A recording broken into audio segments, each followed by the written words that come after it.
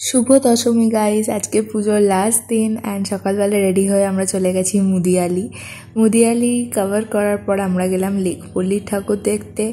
And তারপরে এত জোরে বৃষ্টির মধ্যেও আমরা চলে এলাম Sevak Sangha. Since it was raining, that advantage was that there was so much emptiness in all the pandals. We went to Bengal club and then to Yuva Sangha.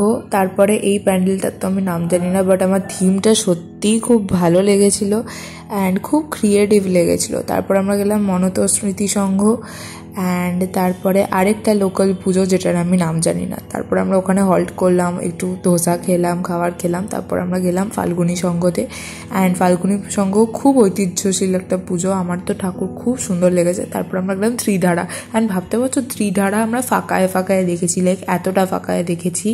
And আমি এই উইকে দুবার এলাম ত্রিধারা অ্যান্ড এতটা ফাঁকা আমি আগেরবারও দেখিনি।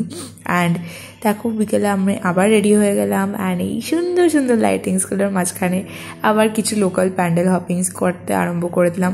পুজোর সময় সবচেয়ে ভালো তো এগুলোই লাগে, এই লাইটিংসগুলোই তো সারা বছর এত মিস করি। অ্যান্ড দেখো আরেকটা লোকাল প্যান্ডেলগুলো আজকাল এত সুন্দর করে দিচ্ছে, সত্যি খুব ভালো লাগে এগুলো দেখতে। অ্যান্ড দেখো এখানে অ্যাকচুয়ালি বিজয়া দশমী যেহেতু, তাই বলে এখানে বরণ হচ্ছিল মায়ের।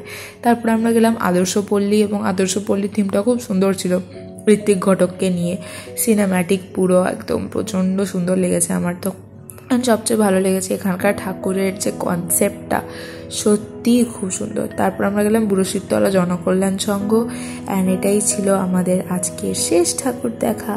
এবং ঠাকুর দেখা শেষ করে আমরা একটু খেলাম noodles. So that is it, until next time, bye bye.